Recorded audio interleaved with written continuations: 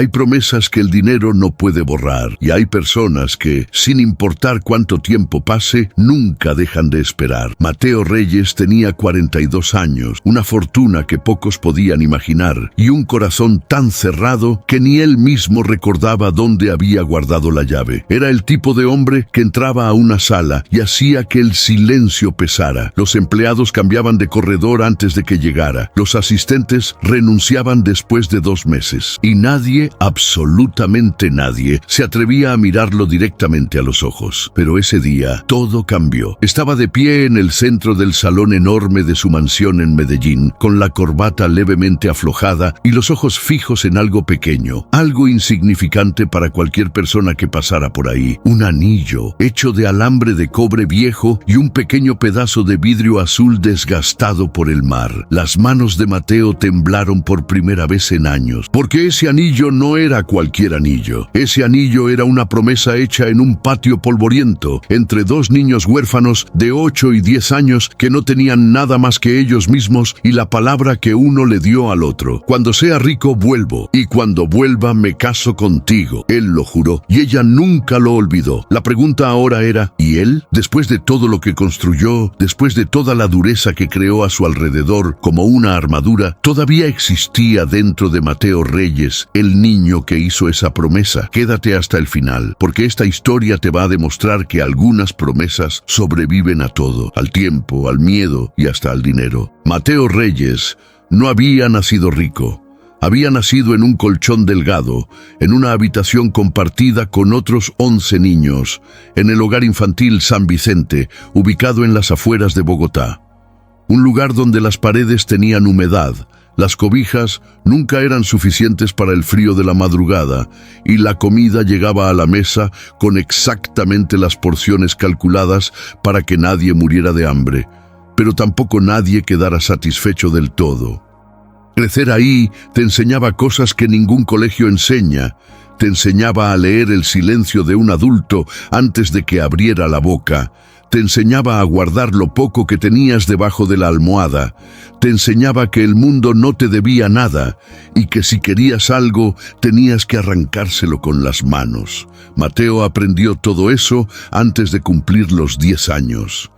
Los 18 salió del hogar con una mochila pequeña, 100.000 pesos en el bolsillo y una sola idea fija grabada en el pecho como una cicatriz. Nunca más depender de nadie, nunca más ser el niño que espera que alguien decida su futuro, nunca más ser invisible. Lo que siguió fueron 20 años de una guerra silenciosa contra el mundo. Trabajó en construcción cargando sacos de cemento bajo el sol de Medellín. Estudió administración de empresas de noche, con los ojos quemados por el cansancio y los apuntes escritos con lápiz porque los bolígrafos se perdían. Durmió en cuartos de arriendo que olían a moho y a vecinos ruidosos. Comió lo que alcanzaba y ahorró cada peso que pudo. A los 28 años fundó su primera empresa de logística con 3 empleados y una camioneta prestada. A los 34, esa empresa se había convertido en un grupo empresarial con presencia en 6 países. A los 40, Mateo Reyes era uno de los 50 hombres más ricos de Colombia, con una mansión en El Poblado, un penthouse en Cartagena y una reputación que llegaba antes que él a cualquier sala de reuniones. Pero la riqueza no le había dado paz, le había dado poder. Y el poder, mal usado, construye muros.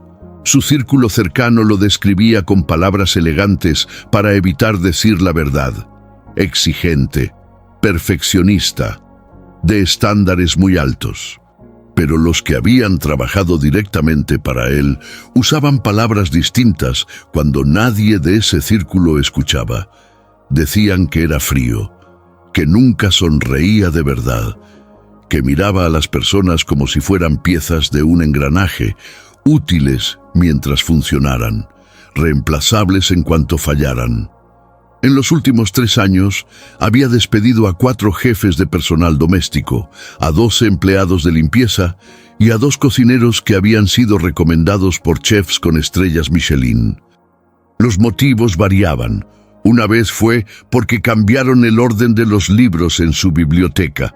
Otra vez porque un empleado encendió la televisión del salón mientras limpiaba. Y la última vez, la que más había circulado entre los círculos sociales de Medellín, fue porque alguien había abierto las cortinas del estudio un lunes por la mañana sin que él lo pidiera. Abrió las cortinas, repitió Daniela Mora, esposa de un empresario textil, en un almuerzo de señoras en el club campestre. El hombre despidió a alguien por abrir las cortinas. Yo escuché que fue porque movieron su taza de café 3 centímetros a la izquierda, dijo Renata Ospina, que hacía exactamente lo mismo que Daniela, pero con más discreción.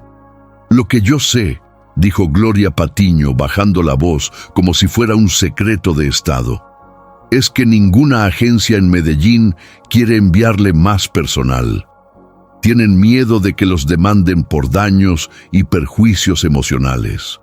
Las 3 rieron, pero la risa tenía un filo incómodo, porque en el fondo todas sabían que detrás de cada historia exagerada hay una verdad más oscura. Y la verdad de Mateo Reyes era esta: no era un hombre cruel, era un hombre vacío. Había construido tanto para no sentir nada que al final lo había logrado.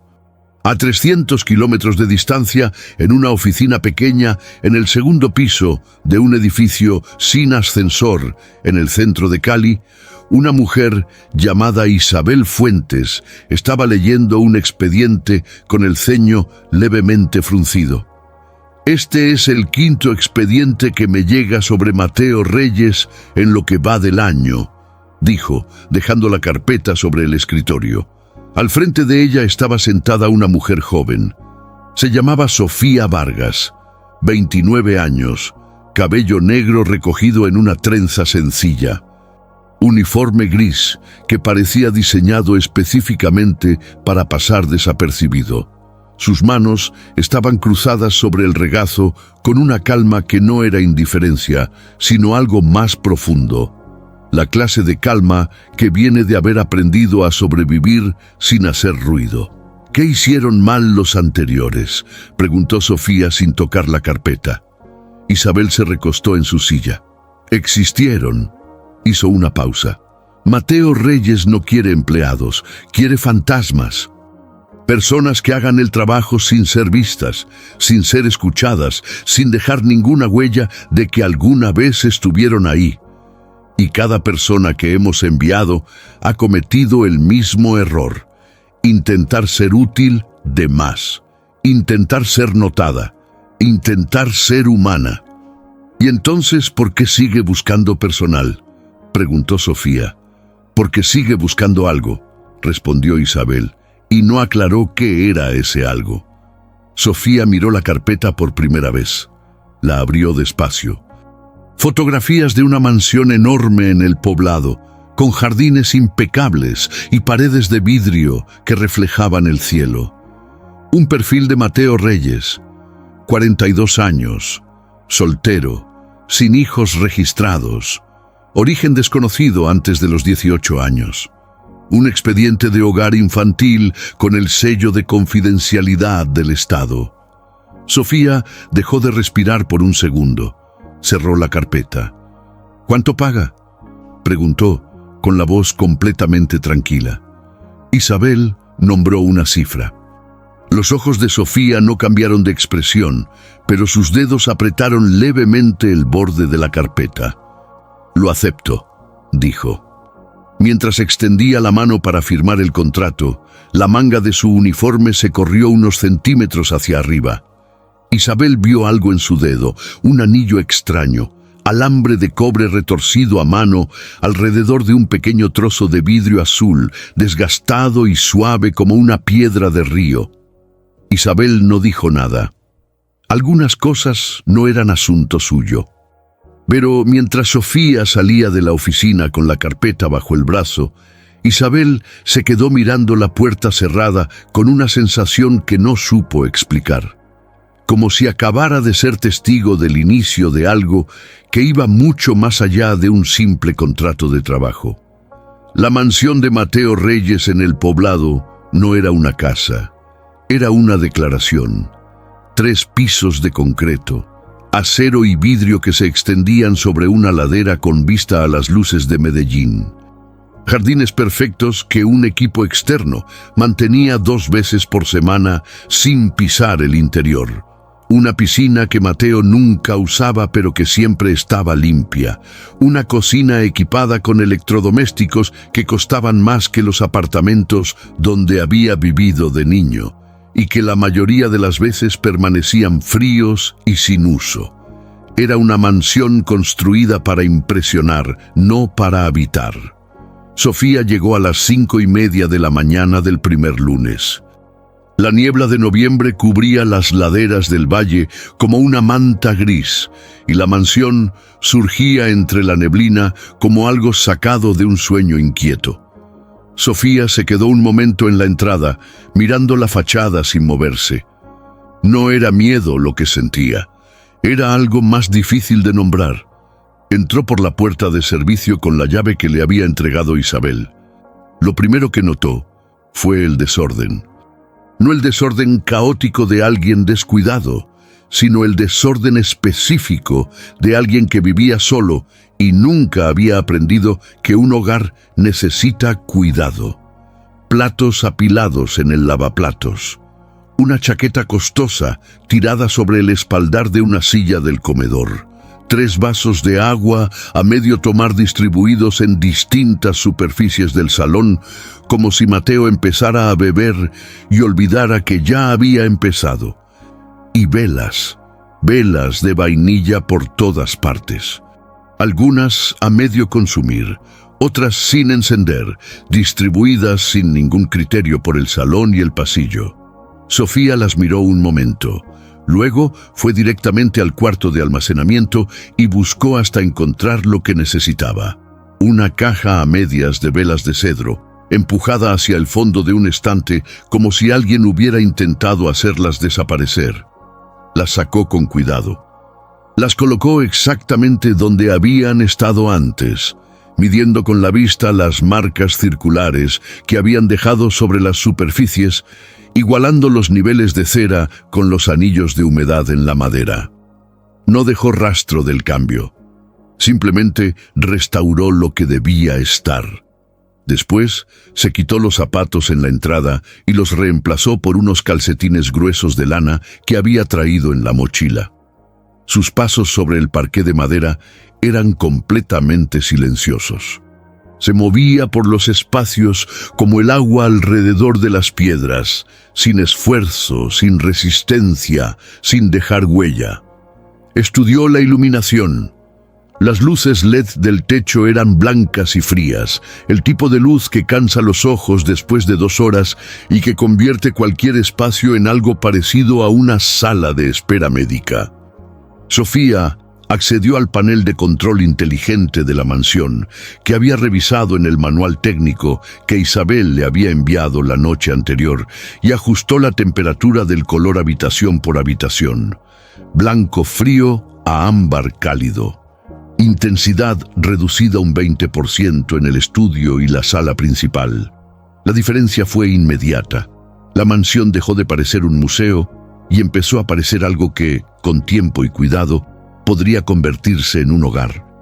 En la cocina, Sofía limpió el lavaplatos, guardó los platos en silencio y preparó una jarra de agua con rodajas de pepino y limón que dejó en la encimera junto a la cafetera. No para reemplazar el café, solo para ofrecer algo más suave, algo que el cuerpo agradece antes de que la mente lo pida. Trabajó durante 11 horas seguidas, no comió, no se sentó, no hizo un solo ruido perceptible. Cuando terminó, la mansión estaba transformada. No de manera dramática, no de la forma en que los empleados anteriores lo habían intentado, rearreglando muebles, añadiendo flores de colores llamativos, dejando notas con caligrafía elegante sobre los cojines. La transformación de Sofía era invisible, como ella. Era la diferencia entre entrar a un espacio y sentir que algo está mal sin poder explicar qué. y entrar al mismo espacio y sentir que algo está bien sin poder explicar por qué. Salió por la puerta de servicio antes de que el sol terminara de cruzar la cima de los cerros y desapareció. Mateo llegó a las 8 de la noche. Venía de 12 horas de reuniones con inversores internacionales.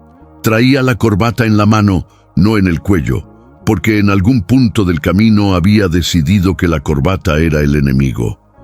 Tenía un dolor de cabeza que llevaba instalado desde el mediodía y la expresión de alguien que ha estado siendo educado todo el día contra su voluntad. Empujó la puerta principal y se detuvo. El olor, cedro, suave, limpio, familiar de una manera que no tenía explicación lógica porque Mateo Reyes no era el tipo de hombre que se permitía nostalgias. Y sin embargo, ese olor lo detuvo en seco en el umbral, con la corbata todavía en la mano y algo moviéndose en el pecho que no era exactamente incomodidad, pero tampoco era exactamente paz. Entró despacio. Caminó por los pasillos como si estuviera buscando la trampa. Revisó cada superficie con los ojos entrenados de alguien acostumbrado a detectar errores. No encontró ninguno. No había marcas en los muebles pulidos. No había olor a perfume ajeno flotando en el aire. No había ninguna de esas pequeñas señales que le indicaban que alguien había invadido su espacio con buenas intenciones que él no había pedido. En el salón encontró las velas de cedro. Las miró un momento largo. Sacó un encendedor del bolsillo del pantalón, algo que hacía mecánicamente desde hacía años, y encendió una. La llama parpadeó. El olor se intensificó apenas. Mateo soltó el aire lentamente. En la cocina encontró el agua con pepino y limón.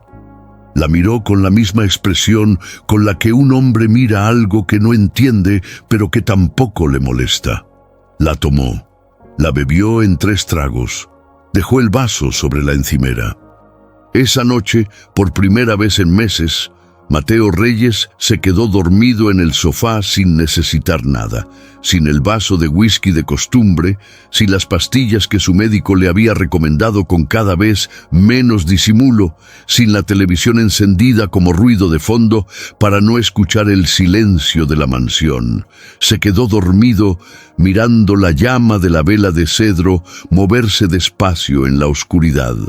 Y en algún lugar, entre el sueño y la vigilia, algo muy viejo y muy enterrado se movió dentro de él. Algo que había aprendido a ignorar, algo que olía, de manera completamente irracional, exactamente igual que esa vela, a un patio polvoriento, a 2 niños con las rodillas sucias, a una promesa hecha en voz baja para que nadie más la escuchara. Mateo abrió los ojos de golpe en la oscuridad. Miró el techo. Tardó mucho tiempo en volver a dormirse. Pasaron 2 semanas. 2 semanas en las que Mateo Reyes vivió algo que no sabía cómo clasificar. No era comodidad, porque la comodidad era algo que él asociaba con la debilidad. No era felicidad, porque la felicidad era una palabra que había dejado de usar cuando tenía 18 años y salió del hogar infantil con una mochila y 100,000 pesos. Era algo más silencioso que todo eso, algo parecido a respirar bien después de mucho tiempo haciéndolo a medias. La mansión seguía siendo la misma. Las paredes de vidrio, los jardines perfectos, los pisos de mármol que devolvían el eco de cada paso. Pero el ambiente había cambiado de una manera que Mateo no podía medir con ninguna de las herramientas que usaba para medir todo lo demás.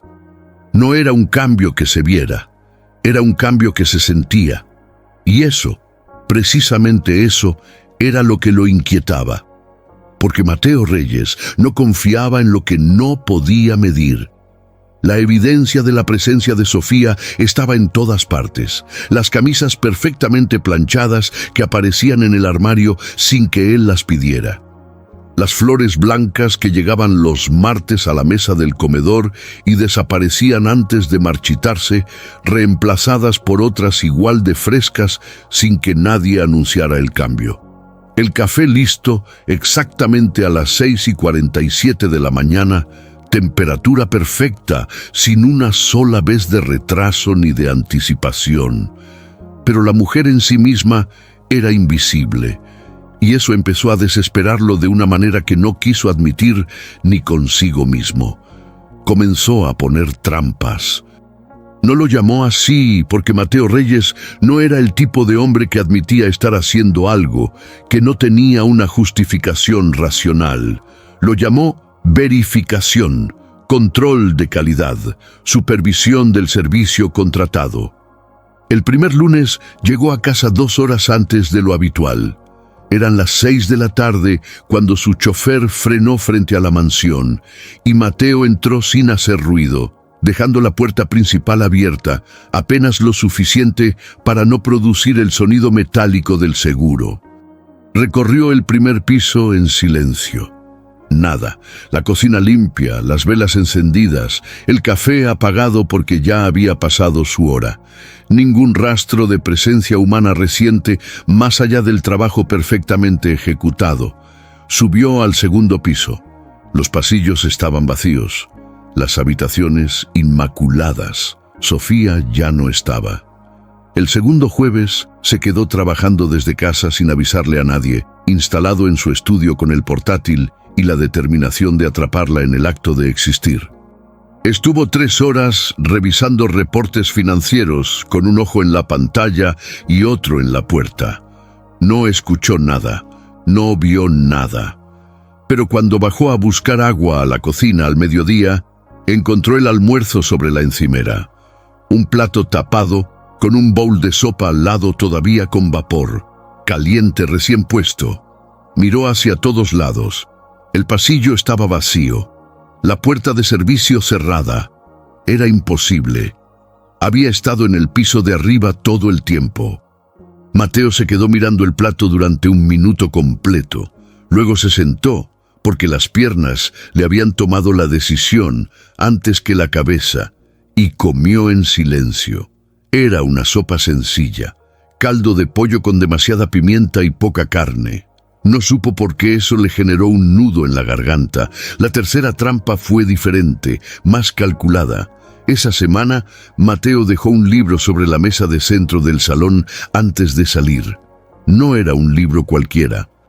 Era un ejemplar viejo, con el lomo gastado y las páginas amarillas por el tiempo, que había guardado en el fondo de una caja de cartón durante 20 años, moviéndola de ciudad en ciudad, de oficina en oficina, sin abrirla, pero sin poder deshacerse de ella. El Principito, la edición en español con las ilustraciones originales. En la contraportada, escrito con lápiz con la letra torpe de un niño de 10 años, decía: «Para el niño de los ojos azules, para que no olvide que lo importante no se ve». Mateo salió de la mansión sin mirar atrás. Esa tarde revisó las cámaras de seguridad desde su teléfono durante una reunión en la que debería haber estado prestando toda su atención. Encontró a Sofía en el salón realizando su rutina de limpieza con la misma precisión silenciosa de siempre. La vio pasar junto a la mesa de centro, detenerse, bajar la vista hacia el libro. Su mano se quedó suspendida en el aire 1 segundo antes de tocarlo. Lo tomó. Lo sostuvo contra el pecho con los 2 brazos, los ojos cerrados, la cabeza levemente inclinada hacia adelante. Mateo no podía escuchar nada a través de las cámaras, pero vio que sus labios se movían. Palabras sin sonido, demasiado íntimas para que una cámara las capturara. Luego Sofía abrió los ojos, miró el libro una vez más y lo colocó con mucho cuidado sobre el cojín del sofá, no donde había estado originalmente. Sobre el cojín donde Mateo siempre apoyaba la cabeza cuando se quedaba dormido leyendo. Mateo cerró la aplicación de las cámaras. Estaba en medio de una reunión con 4 directivos de su empresa y un consultor internacional. Alguien le estaba hablando sobre proyecciones del tercer trimestre. No escuchó una sola palabra. Los días siguientes fueron una sucesión de mensajes en clave que ninguno de los dos había acordado enviar. Mateo dejó una foto enmarcada sobre su escritorio. Era la única fotografía que tenía de su infancia, tomada durante una Navidad en el Hogar San Vicente, con la fecha escrita a mano al respaldo. Diciembre, hace 21 años. En la imagen se veían dos niños. Un niño delgado con ojos claros que miraba a la cámara con una seriedad impropia de su edad, y una niña con el cabello en dos trenzas asimétricas que sonreía con toda la cara. Sofía encontró la foto.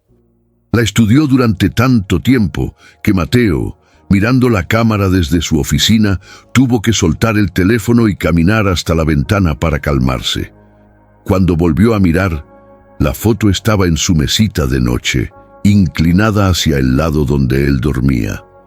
Mateo dejó una radio encendida en la cocina, sintonizada en una emisora de música de los años 90. La clase de música que sonaba a todo volumen por los parlantes viejos del Hogar San Vicente en las tardes de los domingos. Sofía la encontró, se detuvo y subió el volumen apenas unos puntos, lo suficiente para que la música se filtrara por toda la planta baja como un recuerdo. Y entonces ocurrió algo que Mateo no había planeado. Un miércoles por la mañana, antes de salir, tiró sin querer el café sobre un montón de documentos importantes. Documentos que no tenía respaldo digital porque había sido un descuido que no podía permitirse. Vio en las cámaras cómo Sofía llegó minutos después. Evaluó el daño con una mirada rápida y se puso a trabajar con una eficiencia que no era mecánica, sino genuina, secando hoja por hoja con una precisión que solo viene de alguien que entiende que lo que está salvando importa. Cuando terminó, colocó los documentos rescatados en una pila ordenada, y sobre la pila dejó algo pequeño, un caramelo de menta, de los baratos, con envoltura roja y blanca. Mateo se quedó inmóvil frente a la pantalla de su teléfono durante un tiempo que no supo medir, porque ese caramelo no era un gesto amable de una empleada eficiente. Era una respuesta. Era alguien diciéndole, en el único idioma que los dos habían compartido alguna vez, que sabía exactamente quién era él, que siempre lo había sabido y que había estado esperando a que él también lo dijera en voz alta. La gala benéfica fue idea de Camila Rondón. Camila era la directora de comunicaciones de Mateo, una mujer de 40 años con el cabello siempre perfecto y la agenda siempre llena, que llevaba 3 meses intentando convencerlo de que su imagen pública estaba sufriendo un daño que los números de sus empresas todavía no reflejaban, pero que inevitablemente terminarían reflejando si no hacía algo al respecto. «Mateo, estás en tendencia otra vez», le dijo un martes por la mañana, entrando a su oficina sin golpear la puerta, porque sabía que si golpeaba, él diría que no entrara. Y no de la manera buena. Mateo no levantó la vista del computador. Alguien filtró la lista completa de personas que has despedido en los últimos 4 años. Continuó Camila, colocando una tableta sobre su escritorio con la pantalla hacia él. El número está generando conversación en todos los medios de negocios. Los inversores del Fondo Europeo ya me preguntaron 2 veces esta semana sobre estabilidad de liderazgo. 2 veces, Mateo. Él miró la pantalla, leyó los titulares, los cerró. ¿Qué propones? Una gala, aquí, en la mansión, lista de invitados cuidadosamente seleccionada, músicos en vivo, causa benéfica visible. Una noche en la que el mundo vea que Mateo Reyes no es solo un número en una revista de negocios, sino un ser humano con responsabilidad social y capacidad de reunir a las personas en lugar de sacarlas por la puerta. Mateo la miró. Una noche, repitió. Una noche. y yo me encargo de todo. Lo que Camila no le dijo porque no lo sabía era que organizar una gala en la mansión de Mateo Reyes en menos de 3 semanas requería coordinar a un equipo de personal temporal y que ese equipo necesitaba una supervisora interna que conociera la mansión, sus espacios, sus reglas no escritas y sus sistemas. Lo que Camila tampoco sabía era que la única persona disponible con ese conocimiento era la empleada del servicio que llevaba 3 semanas siendo el fantasma más eficiente que había pisado esas paredes. Sofía recibió la notificación de Isabel la misma tarde. Coordinación de personal para evento privado. Mansión Reyes, 3 semanas. Leyó el mensaje 2 veces. Luego respondió con una sola palabra: acepto. La noche de la gala, la mansión amaneció convertida en otra cosa. Arañas de cristal que Camila había rentado de una empresa de eventos en Bogotá colgaban del techo del salón principal, derramando luz dorada sobre todo lo que tocaban. Rosas blancas en cascada sobre cada superficie horizontal. Un cuarteto de cuerdas instalado en el rincón junto a la chimenea, ejecutando a Vivaldi con la precisión de quien ha tocado esa pieza cientos de veces, pero la trata cada vez como si fuera la primera. Meseros de smoking circulando con bandejas de champaña y canapés que un chef de Bogotá había preparado durante 2 días seguidos. Mateo estaba de pie en el centro de todo, con un traje negro que Camila había elegido porque decía que lo hacía ver accesible sin perder autoridad, estrechando manos y respondiendo preguntas con la sonrisa que había aprendido a usar en público, la que llegaba exactamente hasta los labios y no 1 milímetro más arriba. Pero sus ojos no estaban en los senadores, ni en los directivos, ni en las esposas de los empresarios que circulaban a su alrededor con copas en la mano y conversaciones a medias.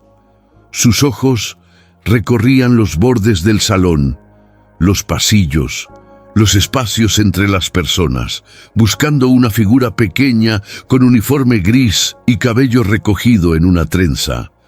La encontró cerca de la terraza, indicándole en voz baja a un mesero nuevo cómo debía sostener la bandeja para que los vasos no se corrieran con el movimiento. El mesero asintió y se alejó. Sofía desapareció entre las sombras del pasillo antes de que alguien pudiera agradecerle. Mateo siguió mirando el punto donde había estado. La primera hora de la gala transcurrió sin incidentes. La segunda hora también. Fue a los 40 minutos de la tercera hora cuando ocurrió lo que nadie esperaba, aunque en retrospectiva, las personas que conocían a Valentina Largo deberían haberlo esperado perfectamente. Valentina Largo era parte del mundo social de Medellín, de la misma manera en que una tormenta es parte del clima, inevitable, ruidosa y capaz de arruinar cualquier evento sin esfuerzo aparente. Esa noche llevaba un vestido rojo que costaba lo que un empleado promedio ganaba en 6 meses. Y llevaba también su 4ª copa de vino tinto, que era exactamente una copa de más para alguien con su temperamento. Estaba de pie junto a la chimenea, siendo el centro de un grupo que la escuchaba con esa atención falsa que la gente presta cuando no quiere parecer descortés, cuando hizo un gesto demasiado amplio con la copa en la mano. El vino describió un arco perfecto en el aire. Sofía apareció de la nada. Se interpuso entre Valentina y la trayectoria del líquido con un movimiento tan rápido y tan preciso que 3 personas que lo vieron de cerca no supieron exactamente cómo había ocurrido. El vino tinto impactó de lleno sobre el uniforme gris. Una mancha oscura y permanente se extendió desde el hombro hasta la cintura. El salón no se detuvo. La música siguió. Las conversaciones continuaron. Solo las personas inmediatamente cercanas a la chimenea vieron lo que había pasado.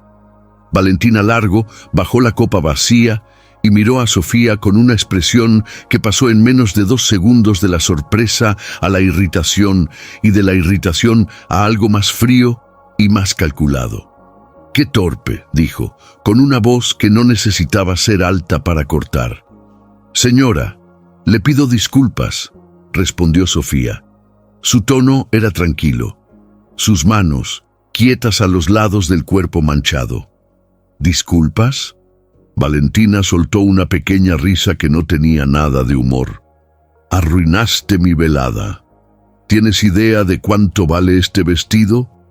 Puedo conseguir que lo limpien esta misma noche si usted lo desea».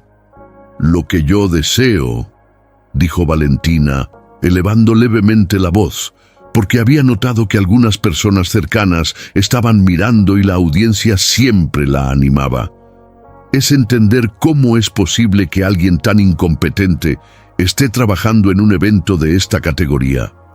Sofía no respondió. Sostuvo la mirada de Valentina con una calma que no era sumisión, sino algo completamente diferente. Era la calma de alguien que ha sobrevivido cosas mucho más difíciles que esto, y lo sabe. Valentina interpretó el silencio como una victoria. «¿Y qué es eso?». Su mirada había bajado a las manos de Sofía. Se acercó un paso. «¿Estás usando basura como joyería?». Extendió la mano y tomó la muñeca de Sofía sin pedir permiso. Levantó su mano hacia la luz del arañón de cristal más cercano. El anillo de alambre de cobre con el vidrio azul brilló bajo la luz dorada. «Dios mío», dijo Valentina con una risa genuinamente asombrada. «Es alambre, alambre de cobre y un pedazo de vidrio roto. Nunca había visto algo así en un evento como este». Las personas cercanas empezaban a voltearse. El cuarteto seguía tocando, pero el volumen de las conversaciones en ese rincón había bajado. Sofía intentó retirar la mano con suavidad. Valentina apretó más. «No, espera, quiero que todos vean esto». El anillo se soltó. Ocurrió en cámara lenta para todos los que lo vieron. La tensión en la muñeca de Sofía, el giro involuntario, el alambre viejo que se dio después de años de uso diario. El anillo cayó describiendo un pequeño arco brillante bajo la luz de los arañones y golpeó el piso de mármol con un sonido que no debería haber sido audible sobre la música y las conversaciones. Pero Mateo lo escuchó desde el otro lado del salón. No supo cómo. No había ninguna razón lógica para que ese sonido pequeño y metálico atravesara 30 metros de conversaciones simultáneas y música de cuerdas y el ruido general de 80 personas reunidas. Pero lo escuchó, y algo en su pecho respondió antes de que su cerebro procesara qué había pasado. Ya estaba moviéndose. Cruzó el salón en línea recta. Un senador intentó detenerlo con una mano extendida. Mateo pasó a su lado sin mirarlo. 2 meseros se apartaron instintivamente. Camila, que lo vio desde el otro extremo del salón, palideció. Valentina Largo seguía hablando cuando la sombra de Mateo cayó sobre ella. Levantó la vista y por primera vez en la noche no dijo nada. Mateo se arrodilló. El mármol frío atravesó la tela del pantalón del traje que Camila había elegido con tanto cuidado. No le importó. El anillo había rodado hasta detenerse contra la base de un arreglo floral. Mateo lo tomó con las manos que habían firmado contratos de millones de dólares, con los dedos que habían estrechado las manos de presidentes y ministros. Esas manos temblaban. Sacó del bolsillo superior del saco un pañuelo de tela, blanco, con sus iniciales bordadas. Limpió el polvo del alambre de cobre con una delicadeza que el salón completo observó en silencio, porque el cuarteto había dejado de tocar sin que nadie se lo pidiera. Se puso de pie. Miró a Valentina Largo directamente a los ojos. «Señora Largo». Su voz era baja. Nunca la levantaba. «Usted puede comprar todo lo que hay en esta mansión si lo desea. Puede comprar el terreno sobre el que está construida y el aire que hay dentro». Tomó la mano de Sofía con una suavidad que nadie en ese salón le había visto antes y deslizó el anillo de vuelta a su dedo. Pero no tiene suficiente dinero en todas sus cuentas para comprar el derecho de tocar este anillo. Su valor supera todo lo que usted posee. El silencio del salón era absoluto. Su auto la está esperando afuera, dijo Mateo. Le sugiero que lo use. Se dio la vuelta. 80 pares de ojos lo miraban. Camila tenía la mano sobre la boca. Valentina Largo recogió su cartera del suelo con movimientos rígidos y salió del salón sin decir una sola palabra. Mateo miró a Sofía. Ella lo miraba con una expresión que él no había visto en 20 años, pero que reconoció de inmediato. La misma expresión que tenía cuando eran niños, y él hacía algo que la dejaba sin palabras. «Mateo», dijo ella, su nombre en su voz, pronunciado en voz alta por primera vez en 2 décadas. «Aquí no», dijo él en voz baja. «Todavía no, pero pronto».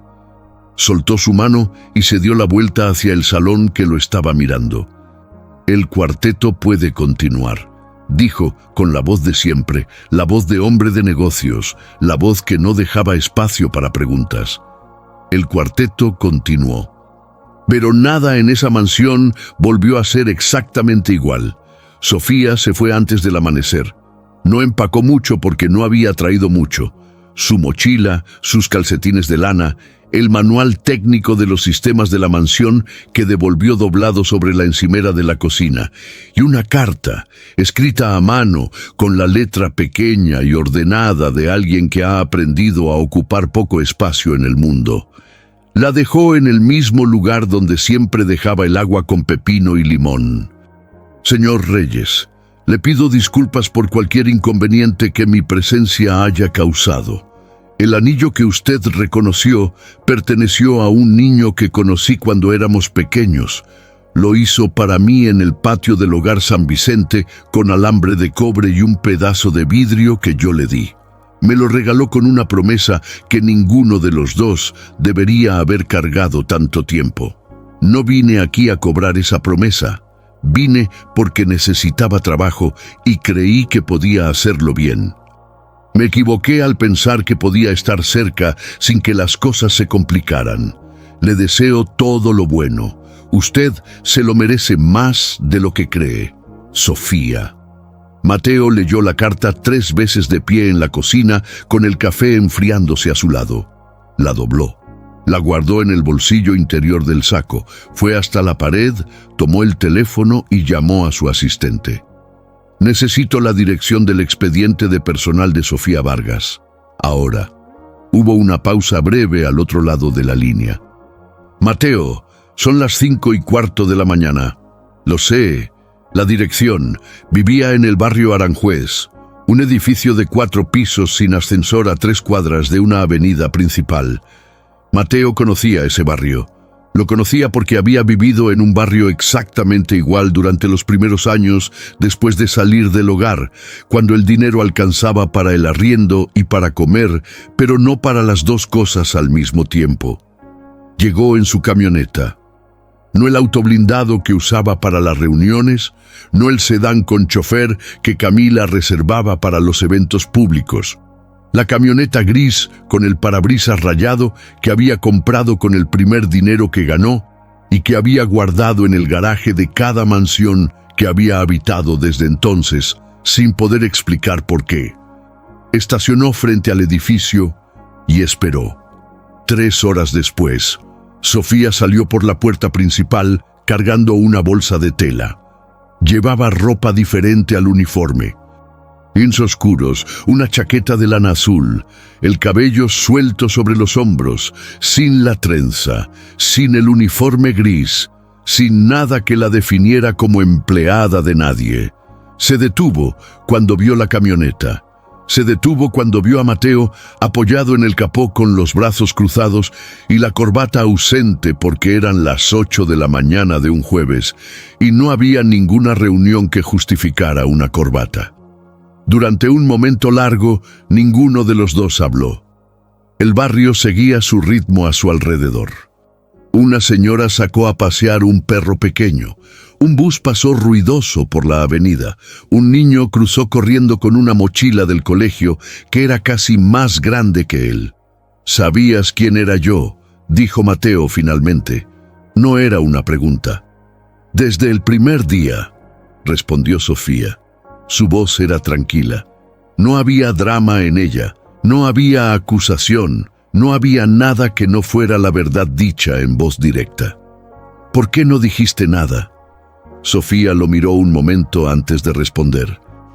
«Porque no vine a reclamarte nada, vine a trabajar. Te fuiste sin despedirte. Me fui porque seguir ahí no tenía sentido. Tú ya sabías quién era yo ya sabía quién eras tú, y ninguno de los dos estaba haciendo nada con eso». Mateo descruzó los brazos. Metió las manos en los bolsillos del pantalón, un gesto que Sofía reconoció de inmediato porque era exactamente lo mismo que hacía el niño de 10 años cuando no sabía cómo decir algo que necesitaba decir. «Yo te busqué», dijo. Sofía no respondió. «Hace 8 años, contraté investigadores. Encontré tu expediente, tu dirección, los trabajos que habías tenido. Supe lo de tu mamá cuando tenías 18 años». Hizo una pausa. «Lo supe todo». El silencio que siguió fue diferente a los anteriores, más pesado, con bordes. «Y no hiciste nada», dijo Sofía. No había reproche en su voz, pero tampoco había nada que lo suavizara. «No». Mateo no intentó justificarlo. «Porque tenía miedo». «¿Tú? ¿Miedo?» El hombre que aparece en las revistas no tiene miedo de nada. La miró directamente. Pero ese hombre no existía cuando teníamos 10 años en el patio del Hogar San Vicente. Y ese hombre desaparece completamente cuando apareces tú, Sofía. Siempre desapareció. Sofía soltó el aire despacio. «Me convencí de que el niño que hacía anillos de cobre en un patio ya no existía», continuó Mateo. «Que lo había matado yo mismo para sobrevivir, que era necesario, que era mejor así. Y entonces llegaste a mi casa y pusiste las velas de cedro en el lugar correcto y dejaste el agua con limón en la cocina, y en 3 semanas hiciste que esa mansión sintiera más como un hogar de lo que había sentido en 12 años de ser mía». Su voz bajó un poco. «Y me di cuenta de que ese niño no estaba muerto. Estaba esperando, igual que tú». Sofía lo miró durante un tiempo largo. «Yo no estaba esperando a que te aparecieras a resolver nada, Mateo. Yo construí mi vida. Trabajo, pago mis cuentas, sobrevivo. No soy la niña del hogar que necesita que alguien llegue a rescatarla. Lo sé». Dio un paso hacia ella. «Por eso no vengo a rescatarte. Vengo a pedirte algo completamente diferente». Sacó las manos de los bolsillos. En una de ellas traía una caja pequeña, no negra ni elegante. Era una caja de cartón color café, del tipo que viene con las herramientas de ferretería, con las esquinas ligeramente aplastadas, como si la hubiera cargado mucho tiempo en un bolsillo. La abrió. Dentro había un carrete de alambre de cobre, nuevo y brillante, y junto a él unas pequeñas pinzas de joyería. Sofía miró el contenido de la caja. Luego miró a Mateo. «Prometí hacerte un anillo cuando fuera rico», dijo él. «Tardé 20 años más de lo que debería, pero aquí estoy. Y no quiero darte un diamante, Sofía. Nunca quisiste un diamante». Sus ojos bajaron al anillo de cobre que ella todavía llevaba en el dedo. «Quiero que me enseñes a hacer otro. Quiero hacerlo contigo, aquí, en esta calle, ahora mismo si tú quieres. Y quiero usarlo. No tú solamente, los dos». El perro pequeño volvió a pasar con su dueña. Un bus dobló la esquina. El sol de la mañana estaba llegando al punto exacto donde calienta sin molestar. «Eso es lo más ridículo que he escuchado en mi vida», dijo Sofía. «Lo sé. Estamos en la mitad de la calle. Lo sé. Hay gente mirando». Mateo miró alrededor. Efectivamente, dos vecinos desde un balcón del segundo piso observaban la escena con el café en la mano y sin ningún disimulo. «También lo sé», dijo. Sofía miró la caja de cartón, miró el alambre de cobre brillante, miró las pinzas pequeñas. Y luego miró a Mateo, a los ojos de ese hombre que había construido un imperio sobre el miedo y que ahora estaba parado en una acera de Aranjuez con una caja de ferretería en la mano, temblando levemente, igual que el niño de 10 años que le había dado un anillo en el patio de un hogar infantil, con la voz quebrada por la emoción y los ojos más azules que el vidrio que ella misma le había regalado. Soltó la bolsa de tela al suelo. Extendió la mano. «Dame las pinzas», dijo. Mateo le entregó las pinzas. Sus dedos se rozaron. Ninguno de los dos los retiró de inmediato. «Siéntate», dijo Sofía, señalando el escalón de la entrada del edificio. Mateo se sentó en el escalón de concreto con el traje que había costado $3,000 sin pensarlo 2 veces. Sofía se sentó a su lado. Tomó el carrete de alambre, midió con el ojo la longitud que necesitaba, cortó con las pinzas y empezó a doblar el metal con movimientos lentos y seguros que venían de 20 años de práctica diaria. «Tienes que sostenerlo así», dijo, guiando las manos de él. Los dedos de Mateo eran torpes con el alambre, lo habían sido siempre. Sofía lo recordaba. Lo corregía con paciencia, sin reírse aunque las comisuras de su boca se movían levemente hacia arriba. «Así no, más despacio. Dale vuelta desde adentro hacia afuera, no al revés. Esto es más difícil de lo que parece. Todo lo que vale algo es más difícil de lo que parece». Mateo la miró de reojo. ¿Eso es una lección de vida disfrazada de instrucción de joyería? Es las dos cosas. El anillo tardó 20 minutos en tomar forma. Era imperfecto. El alambre tenía un doblez desigual en la parte superior y una vuelta que no cerraba del todo bien en el lado derecho. No se parecía en nada a lo que una joyería hubiera producido. Se parecía exactamente a lo que era, algo hecho a mano por alguien que estaba aprendiendo, con paciencia de alguien que ya sabía. Sofía tomó el anillo terminado. Lo miró. «No está mal para ser el primero». «¿El primero? Vas a tener que practicar mucho antes de que quede bien». «Tengo tiempo», dijo Mateo. Sofía lo miró. Y en esa mirada había 20 años de historia, de silencio, de espera y de un alambre de cobre que había viajado de un patio polvoriento de Bogotá hasta una acera de Aranjuez, pasando por todo lo que la vida les había puesto en el camino. «Sí», dijo finalmente, «supongo que tienes tiempo». Mateo tomó el anillo con cuidado. Lo deslizó en su propio dedo, imperfecto, torcido, brillante. Luego miró el anillo viejo en el dedo de Sofía. El alambre desgastado, el vidrio azul suave como una piedra de río. «¿Me prestas el tuyo un momento?» Sofía frunció el ceño levemente, pero extendió la mano.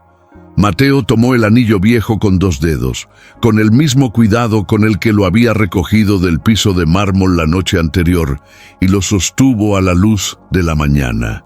El vidrio azul capturó el sol y lo devolvió en un destello pequeño y perfecto. «Del mismo color que tus ojos», dijo Sofía en voz baja.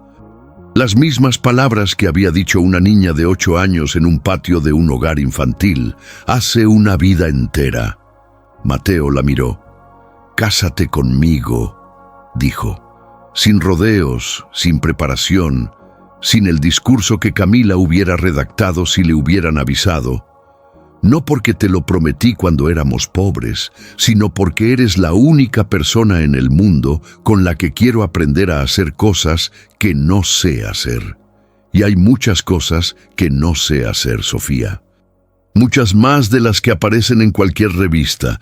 Los vecinos del segundo piso habían bajado el café. Sofía miró el anillo viejo en la mano de Mateo, luego el anillo nuevo, torcido y brillante, en el dedo de él, luego su cara.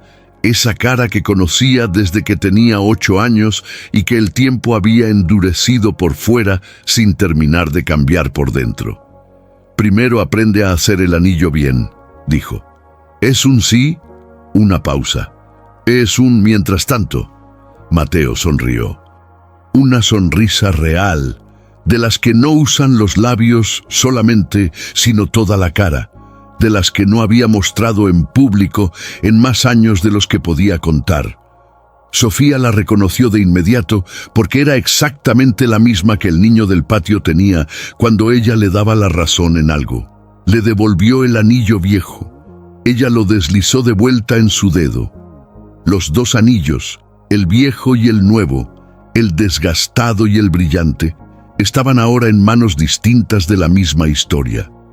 Y en la acera de Aranjuez, con el sol de la mañana calentando las baldosas y los vecinos del segundo piso aplaudiendo discretamente desde su balcón, Mateo Reyes y Sofía Vargas se quedaron sentados en ese escalón de concreto el tiempo suficiente para que el mundo entendiera que no tenían ningún apuro, porque algunas promesas no necesitan prisa, solo necesitan que alguien las sostenga el tiempo suficiente para que se vuelvan reales. Y esta, después de 20 años, finalmente lo era. Si esta historia llegó a tu corazón, suscríbete a este canal ahora mismo. Cada semana traemos historias nuevas que te recuerdan que el amor verdadero no tiene fecha de vencimiento y que las promesas más importantes no se hacen en contratos firmados, sino en patios polvorientos entre 2 personas que no tienen nada más que darse la una a la otra. Tu suscripción nos ayuda a seguir contando esas historias para las personas que más las necesitan escuchar. Gracias por estar aquí hasta el final. Nos vemos en la próxima.